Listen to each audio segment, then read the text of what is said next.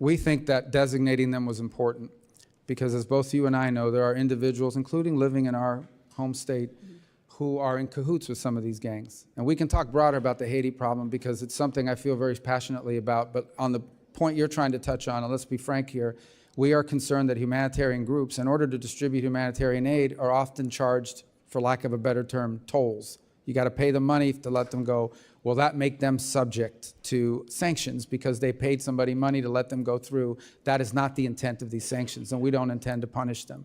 The fundamental challenge we have in Haiti is that none of our existing international mechanisms are built for this problem set. Our international mechanisms are largely built to keep warring factions, ideological factions, tribal factions, political movements from each other. This is a country that's being threatened by 35 to 40,000 members of a coalition of criminal enterprises. It's basically controlled by organized crime. It's a very different mission set. So we're undertaking right now a substantial review across the interagency of what options exist to tackle a country that's being taken over by a mafia, for lack of a better term. They don't care about governing the country, they just want to control territory. So if there's no government, there's no one to, it's like allowing the mafia to take over the 5 boroughs of New York. That's what they're thinking. So I also want to make one more point. Why do we have an OAS? Welcome back to Right View Nation, where we tell it like it is. No filters, no fake outrage, and absolutely no bending the knee to globalist narratives. Now, folks, what we just witnessed in this latest congressional hearing is the perfect example of what's wrong with U.S. foreign policy today. A dangerous cocktail of misplaced priorities, misdirected funding, and a complete lack of backbone when it comes to protecting America's interests first. Let's talk about it. So Representative Sheila Cherfilus-McCormick kicks things off by whining about Jordan. Yes, Jordan, a so-called strategic partner, that's struggling economically while also playing middleman in the Gaza humanitarian crisis. She laments how delayed U.S. funding is impacting Jordan, and wait for it, how that impacts the security of Israel. Now hold up. Since when did it become America's responsibility to prop up foreign economies with no strings attached? Why are we playing global sugar daddy while our veterans are homeless and our borders are wide open?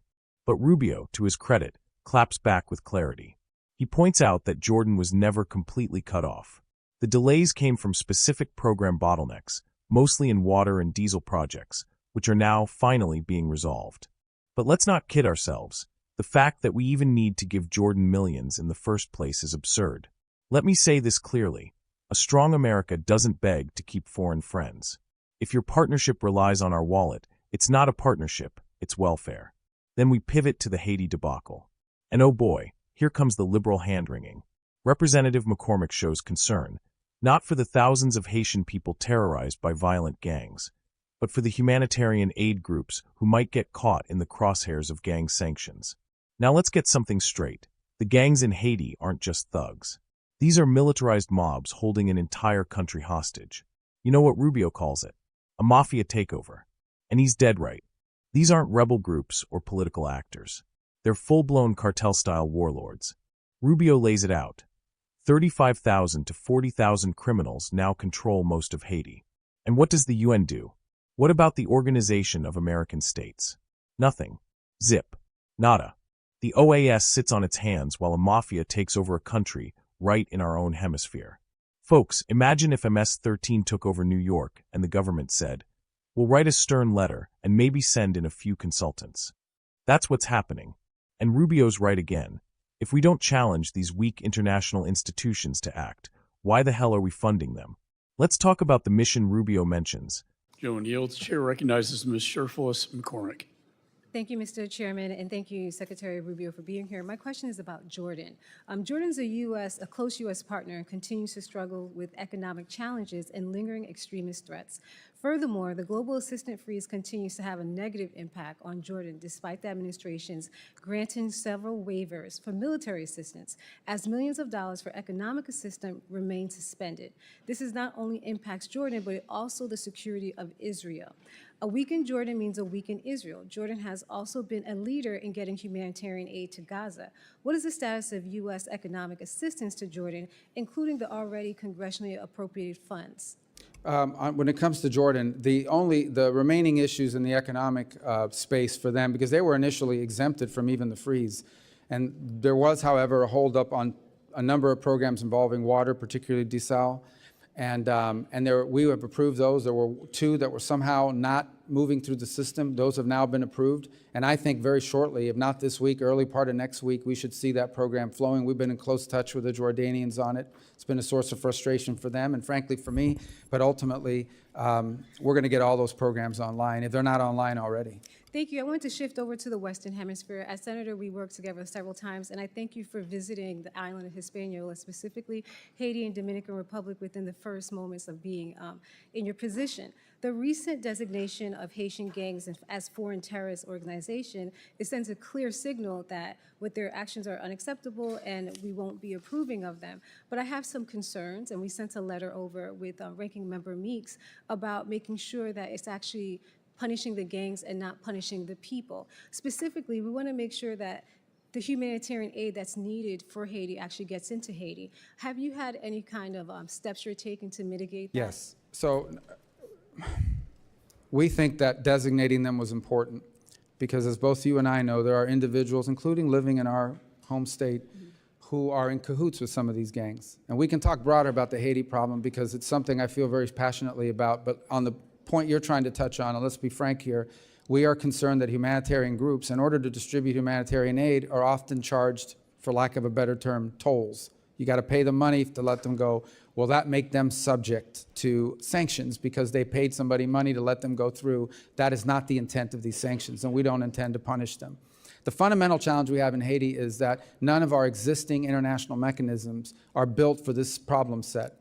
Our international mechanisms are largely built to keep warring factions, ideological factions, tribal factions, political movements from each other. This is a country that's being threatened by 35 to 40,000 members of a coalition of criminal enterprises. It's basically controlled by organized crime. It's a very different mission set. So we're undertaking right now a substantial review across the interagency of what options exist to tackle a country that's being taken over by a mafia, for lack of a better term. They don't care about governing the country, they just want to control territory. So if there's no government, there's no one to, it's like allowing the mafia to take over the 5 boroughs of New York. That's what they're thinking. So I also want to make one more point. Why do we have an OAS if the OAS can't put together a mission to handle the most critical region in our hemisphere? And we're going to challenge the OAS to let's build a mission with regional partners to confront this. We're grateful to the Kenyans, but this is a regional problem and it should have a regional solution. Well, that takes me to my next question also when it comes to Haiti. There's an underlying June deadline when it comes to the MSS.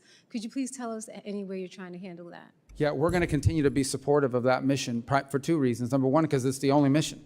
And number 2, because of the Kenyans, and they've been very brave in their willingness to do it. And number 3, because who's going to join a future mission if the previous mission was abandoned? But we don't believe the MSS mission is going to solve this problem. It could be part of the answer, but it won't alone be the answer. I have a lot of questions, so I'm going to run through it. The next one I want to ask you is also the biggest issue we saw with the mission is their inability to actually fight the actual gangs. Is there going to be any amendment or changes to give them the ability to fight, or is there another option you're pursuing? Well, I think there's 2 limitations. One is the mandate that's been provided to them to be defensive in posture. Unless you go out after these gangs, I mean, just to be frank, these 30, 40,000 gang members have to be eliminated, put in jail, eliminated. You got to get rid of them. As long as they're around, you won't be able to have stability in the country. The other is capacity. They've had complaints about some of the equipment they've been provided. So it's a combination of not having a force posture, not having the legal authority, and not having the appropriate equipment, they claim, to be able to conduct some of these missions. And my last, since I have 1 minute, I wanted to turn towards Africa. I'm happy you talked about energy security. Specifically, when it comes to energy security, we have to make a forward movement when it comes to Africa because they have so many minerals. But I'm afraid some of these, our diplomatic footprint has been reduced. And I'm happy to hear that the U.S. State Department is going to have a 6-point plan to bolster trade, but I still have concerns. So I wanted to ask you a few questions to see if you'd be able or willing to support this. Increasing funding to support commercial diplomacy, would you support that? We want to increase commercial diplomacy. I don't know if we need more funding to do it, but we can certainly, we certainly want to make it a higher priority. And also increasing funding for financial institutions to support projects and de-risk those economies. There are many different companies who would like to invest and help us build that footprint by having more economic relationships with Africa so we can have more of a partnership in trade. Would you support increasing funds to those financial institutions? Well, I actually think those would lend themselves to both the Development Finance Corporation and potentially Millennium Challenge Grant opportunities outside of the traditional aid. I think Africa's looking for development. They're not looking for charity. And by the way, we have not reduced any diplomatic footprint other than in the DRC. We had to remove some people because of riots outside of our embassy. Well, so my understanding is that you guys... Gentlelady's time has expired. Thank you so much for your time. I yield Chair back. now The so-called MSS force. It's supposed to help stabilize Haiti. But guess what? It's toothless. No mandate. No equipment. No offensive capability. They're playing defense against gangs with rocket launchers and AR-15s. And you know who stepped up? Kenya. That's right. Kenya, not Canada, not France, not even Biden's America. It's a sad state of affairs when a country halfway around the globe shows more spine than the White House. Rubio says it plain. These gangs need to be eliminated. Not reasoned with, not paid off, wiped out. It's time we stop playing nice with narco-terrorists. You don't win against evil with diplomacy. You win with force. That's what a real America First foreign policy looks like. Now to Africa, the last-minute Hail Mary from McCormick trying to bring up minerals and energy security. She claims the U.S. has cut back diplomatic presence, which, by the way, Rubio corrects her on. The only withdrawal was in the DRC due to rioting.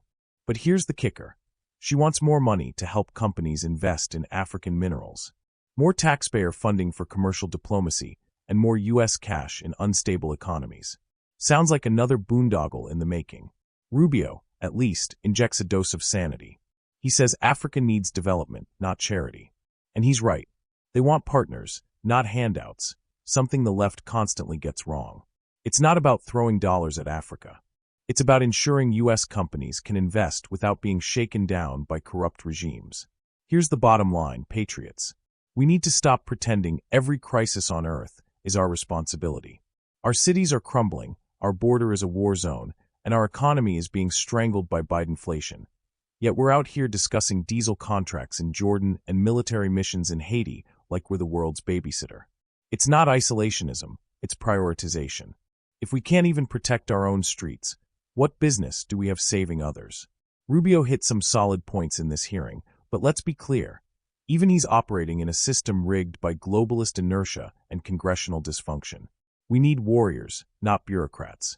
We need a government that puts America first, always. Don't forget to like, subscribe, and sound OFF in the comments below. Are we doing too much overseas and not enough at home? Should we pull funding from weak global bodies like the OAS? And should we eliminate the gangs in Haiti with full force? This is Right View Nation, where the truth still matters, the Constitution still stands, and we'll never apologize for defending the homeland. Until next time, stay bold, stay free, and stay unapologetically American.